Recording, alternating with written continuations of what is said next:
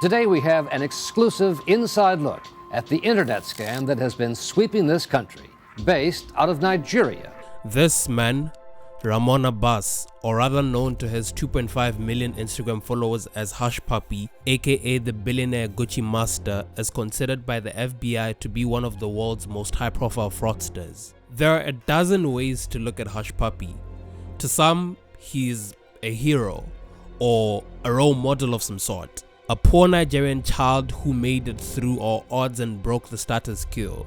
To some, he's a Robin Hood, a hacker who made his wealth by stealing from wealthy corporations. Perhaps to most, he is just another criminal, a man whose atrocities have brought suffering and loss to many. I've been looking at this story for the past couple of months, and the one question I keep asking myself is, why? Like, seriously, how could you be so smart, but yet again so dumb? Well, he made the cardinal sin in organized crime. He flaunted his wealth.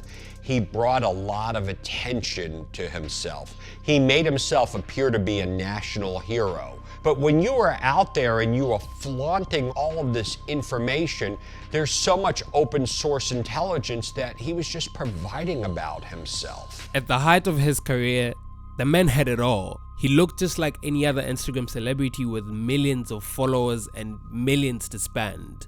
A Richard Mille watch, a Rolls Royce Wraith, shopping bags from Louis Vuitton, Gucci and Chanel. You name it, Ray Hushpuppi had it all. And oh well, he showed it.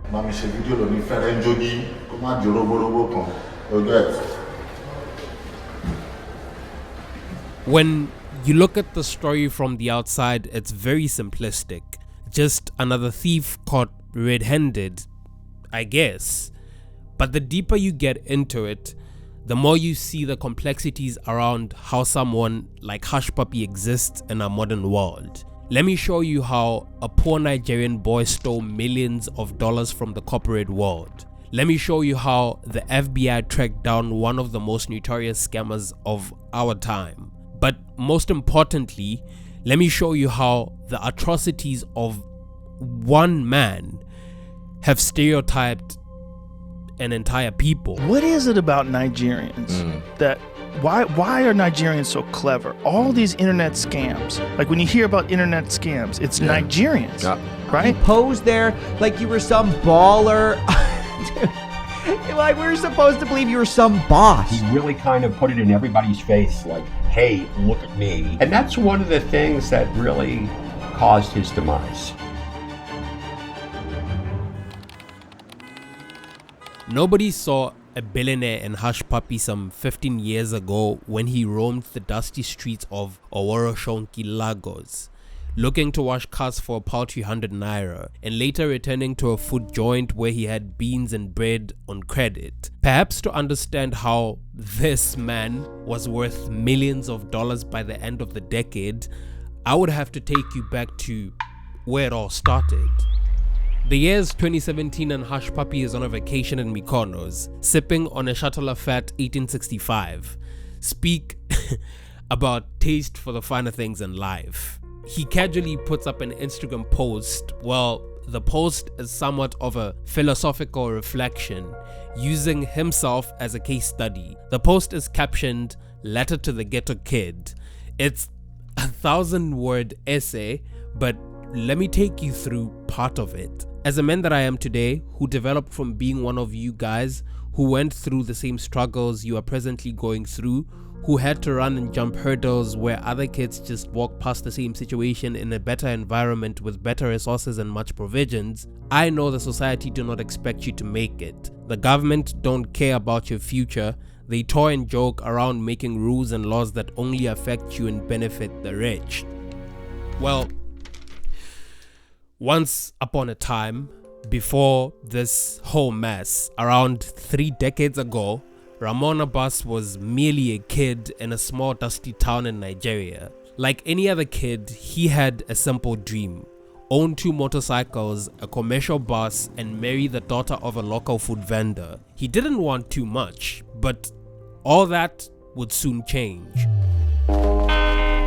It is the 1990s and the internet is spreading across major cities in Nigeria like Lagos and university towns. This period sees the terms Yahoo boys and G guys come into relatively wider usage in Nigeria's mainstream space. Well, Yahoo boys is simply a popular term used in Nigeria to describe young men or other young scammers ranging from the late teenage years to as old as 50.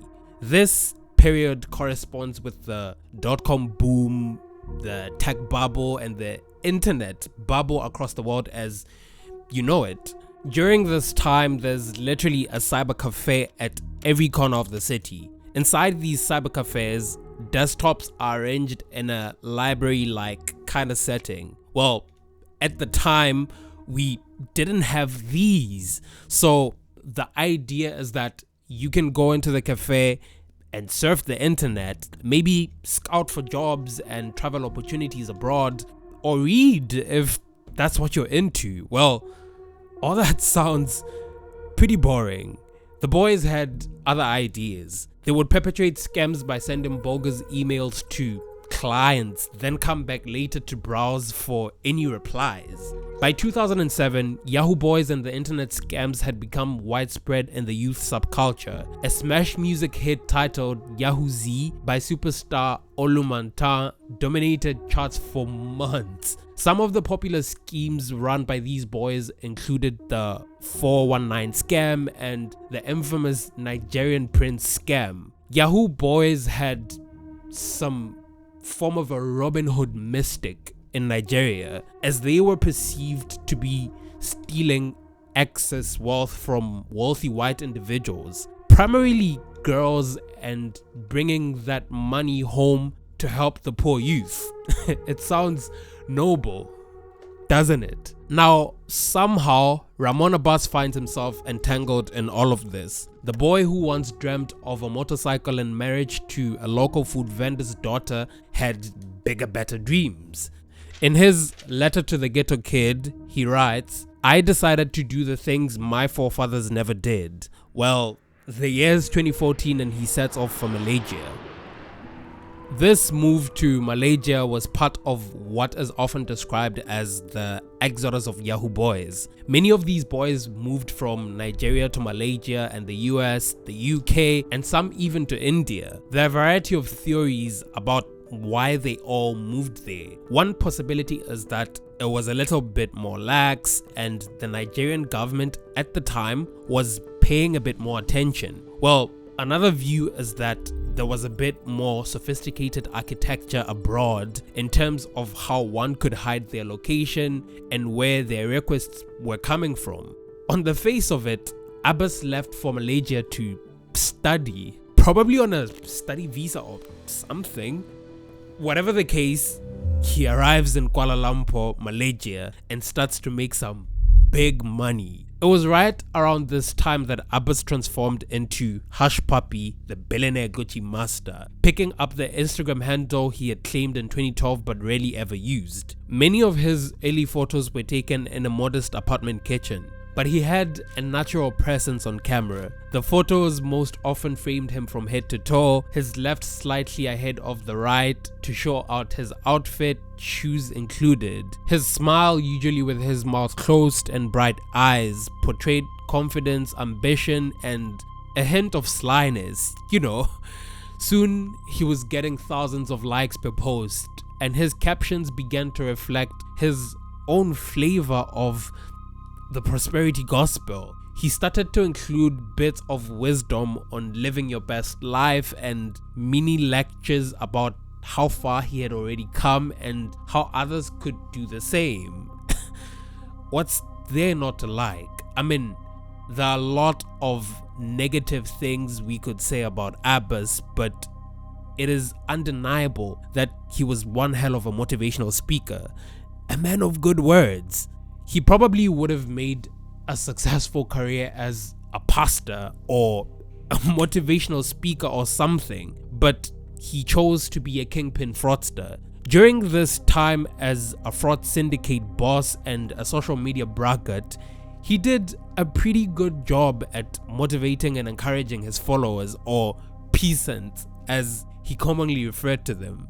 You see, he had this tendency of giving some really powerful speeches after every big purchase. On one occasion, dripped out in a purple customized Versace robe, standing beside a black badge Rolls-Royce Wraith, he writes, "This post is to everyone who has been made to feel low about themselves. I want you to know today that so long as you don't see yourself as low as they make you seem, as long as you have a valid dream and work hard, and most importantly, you believe in God, you can achieve anything and everything." Or how about this one where he says, "Everyone is a genius, but if you judge a fish by its ability to climb a tree, it will live its whole life believing that it is stupid. Life doesn't require that we be the best, only that we try our best. They don't like it when your authenticity is louder than their facade. People always be waiting for me to slip, but every time I slip, it's always into more blessings." You mean slipping into prison? His Instagram had turned him into a celebrity of sorts. I mean, you would literally see this guy rubbing shoulders with famous musicians, celebrities, and prominent politicians. The man was a star. 2017, Hushpuppi moves to Dubai.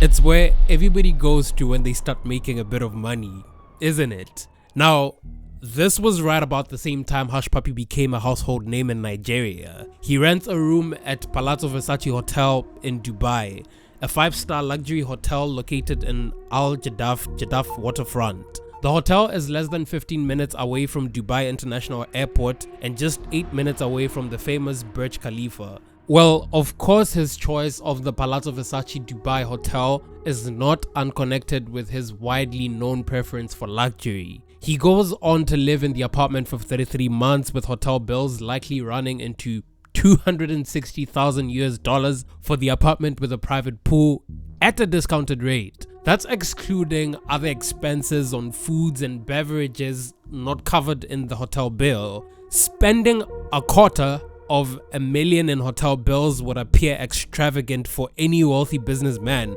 but come on, it's Hushpuppi we're talking about here. Yet again, when compared to the grand total obtained by Hushpuppi and his colleagues over the years, the figure begins to seem insignificant. If he spent this much on a rented hotel room, you don't want to imagine how much he spent on cars, on drinks, private jets, and even clothes.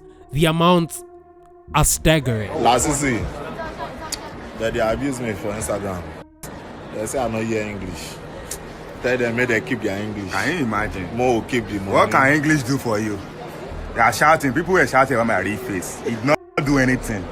If my real face is alive, can you imagine? If you like, will I meet Hushpuppi? I pity you, English or no English, and with the money. Now, this right here is a perfect example of money misroad. It's one of those Nigerian phrases that nobody translates to you. We usually hear the phrase when a person new to money or wealth flaunts their money or spends it impulsively. When I was in Dubai, I don't know if I should say the story. I was on a fuck it, no one's listening. We're on the boat for someone's birthday party, and I'm seeing all these kids, like 17, 16, 18, with like iced out Rolexes. You know, I'm on a yacht partying for some guy's birthday, and they're just out there flexing, and I'm just like, what do you do? So, I invested in Bitcoin early, da da da da. I was like, Now, yahoo boy. For Hushpuppi, birthdays were always a time of reflection and extravagance. But then extravagance was Hushpuppi's brand, a 365 days a year affair, a way of being. A typical Hushpuppi post on Instagram usually featured Abbas smiling in front of one of his Ferraris or Rolls Royces, kicking back in his seat on a private jet, or leaving a designer store holding a ton of shopping bags. His look always flawless, never the same outfit twice. I mean, you don't become the billionaire Gucci master any other way. The question of how much money he really had was a mystery. Back in Nigeria where he was born, he was as big a celebrity as some of the biggest names in pop culture. He'd often appear on social media with pop idols like Davido and Wizkid, and sometimes with soccer players on English clubs like Chelsea and Man City. I mean, naturally, everybody just started to wonder how. How did this guy even make his money?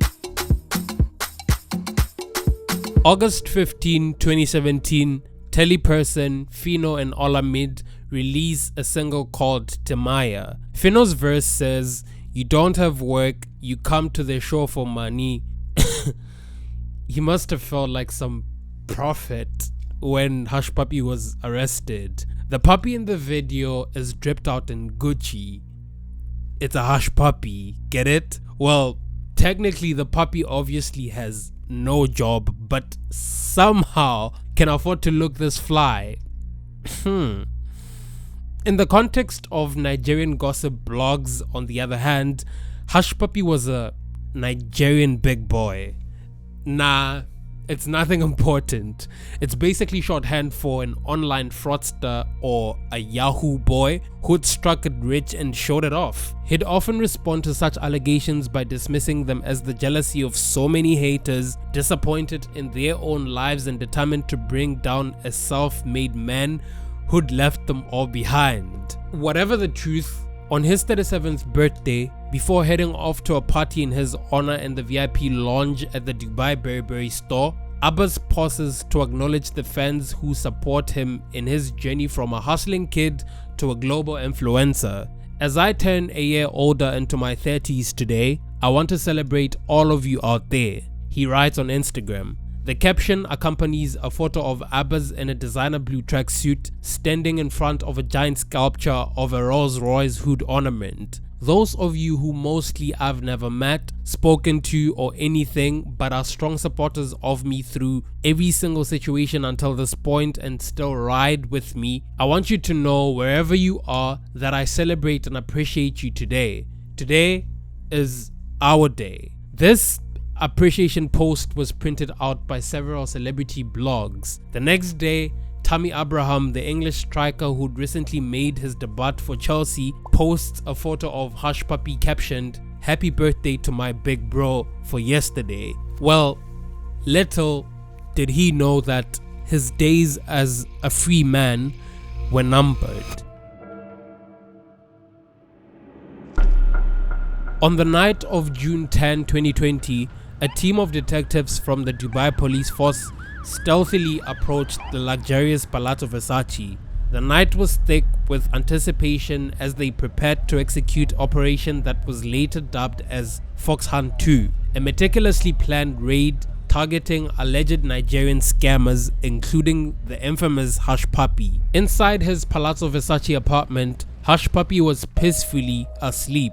Little did he know that the walls of his ill-gotten wealth would soon come crumbling down on him. As the clock struck midnight, the silence was broken by the sound of boots hitting the marble floors. The detectives moved swiftly and silently. They breached the doors of Hushpuppi's residence, flooding the lavish chambers with blinding lights. Startled from his sleep, Hushpuppi's eyes widened in disbelief as he found himself face to face with the long arm of the law. Abbas was arrested alongside other 6 simultaneous raids.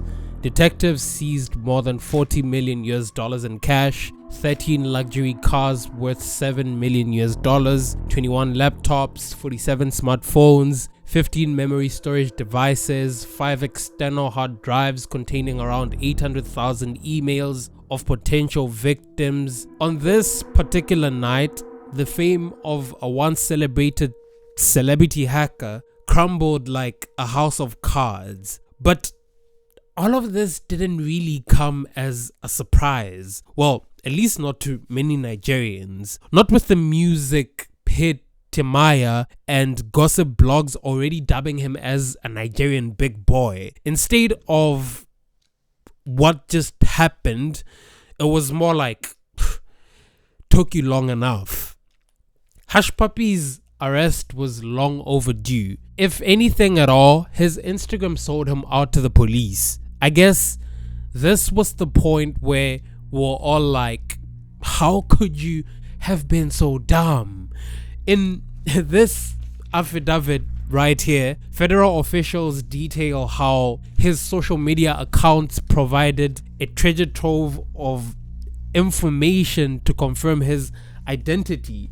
Like his Instagram, for example, had an email and phone number saved for account security purposes. They got that information and linked that email and phone number to financial transactions and transfers with people the FBI believed were his co-conspirators. The email account also contained emails with attachments relating to wire transfers and large dollar values. His Apple and Snapchat records also provided information that helped investigators confirm his identity, addresses, and communications with other suspects. Even his Instagram birthday celebration photos provided key information. One post, for instance, displayed a birthday cake topped with a Fendi logo and a miniature image of him surrounded by tiny shopping bags. Investigators used that post to verify his date of birth on a previous US visa application. According to the FBI, Abbas was a key player in a large conspiracy that purportedly provided safe havens for stolen money around the world.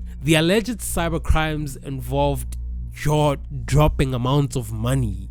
You see, these documents right here detailed how a legal assistant at a New York law firm wired nearly $923,000 meant for a client's real estate refinancing to a bank account controlled by Abbas and his co-conspirators. As it appears, the legal assistant had received fraudulent wire instructions after sending an email to what appeared to be a bank email address, but was later identified as a spoofed email address. You see, business email compromise scams like Abbas's are relatively simple yet utterly deceitful. It usually begins with hackers gaining access to corporate email accounts. Once inside, the perpetrators don't steal anything. Well, at least not at first. Instead, they quietly begin forwarding copies of incoming and outgoing emails to themselves. Then they wait. They watch it for a number of weeks or months, looking for details of certain payments that are going out, understanding who their customers are, looking at communication patterns as well. When they spot an invoice coming in or out, they insert themselves into an actual payment that is supposed to be due. From there, the scam can work in two ways. If the scammers compromise the email of the payment recipient, they create a fake invoice with their bank details and send it from the recipient's email. Alternatively, if they hack the sender's email, they might send a fake invoice from a similar looking email to create a fake company website. Either way, the recipient, like Phil in accounting, receives an email that looks familiar if not closely inspected. Okay, to the rest of us, it seems absurd that a corporate employee could send millions of dollars to the wrong bank account. I can barely afford to send $1 to the wrong account. I can't even imagine sending billions of dollars. It just feels absurd, doesn't it? I've been taking time to reflect on what I saw and learned in the 2 years that this story unfolded. You see, Hushpuppi cannot claim to have masterminded some of the damning heists credited to him. In fact, as I have come to understand, he was just a prolific money launderer for hackers engaged in ATM cash out schemes, cyber-enabled bank heists, business email compromise schemes, and other online fraud schemes. In Nigerian social media terms, he was a picker. A picker in the cybercrime world is a person with the connection and contacts to receive proceeds of frauds from any part of the world on behalf of the fraudsters. A picker does not need to be involved in the process. The job of a picker is to provide a means to receive the proceeds and take some percentage from the loot. And that was Hushpuppi's job. I mean, it all makes sense. Remember when Hushpuppi's name appeared conspicuously in the charges indicted on the North Korean military hackers and their Canadian-American co-conspirator Caleb Alomari, who is said to be Hushpuppi's ally? Now, according to this statement by the US Department of Justice, Alomari conspired with Hushpuppi and others to launder funds from a North Korean perpetrated cyber-enabled heist from a Maltese bank in February 2019. Hushpuppi provided the 2 bank accounts used to move the funds from the Maltese bank. In May 2019, Hushpuppi also provided details for a bank account in Mexico used to receive millions of stolen funds from a football club in the United Kingdom as well as a British company. Hushpuppi's thirst for publicity, as I put it, was his way of promoting his work to hackers across the world who in turn became his clients and engaged in his service as a picker. All those Instagram and Snapchat stunts were deliberate. It was his unique way of attracting clients in North Korea, Canada, Kenya, and other parts of the world. Majority of Nigerians detest Hushpuppi's atrocities as his crimes do not represent who they are as a people. It's very easy to laugh at the Nigerian prince joke cause the thought of a Nigerian royalty promising you millions of dollars in exchange for a few $1,000s is ridiculous and makes for a harmless joke, right? But what of the unconscious bias that starts to grow in the minds of the viewers? Now, in all fairness, Nigeria has gained notoriety for internet swindlers ranking in millions from unsuspecting victims. This idea is constantly mentioned in sitcoms for an easy laugh. Over and over again on the news, in movies, Nigerians are either corrupt or running a Ponzi scheme. Here it goes. 242 million. Fuck off. Sold a fake airport for 242 million. How do you do that? It's fucking I don't even Nigeria, understand. man. Nah, but like I'm saying, this is not the best representative of our people, but this shows you how smart, how Well, fucking listen, smart man, they are, if man. you're stuck and you got nowhere out and you're living in that maze, that's the way out. Exactly. Like, you got to do what you got to do. At the end of the day, it's not corrupt individuals like Hushpuppi who pay the price. It's ordinary Nigerians. Undeniably, there's a growing bias that affects the reputation of the country and its citizens as they travel abroad, apply for visas, and seek international jobs and investors for legitimate businesses. The Dubai police, on one hand, did an incredible job, like big ups.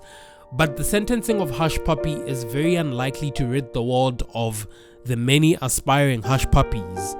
There are still many who are inspired by Abbas's story and want to enjoy the good life he enjoyed before the arms of the law eventually caught up with him. Millions of young people, desperate for inspiration and role models, still look up to him for inspiration because he represents their portrait of a grass to grace story. Some do not necessarily care about their lives destroyed by his atrocities. You may assume that the arrest of Hushpuppi means the problem has been solved, but the truth is Hushpuppi is only a bit player in the entire infrastructure.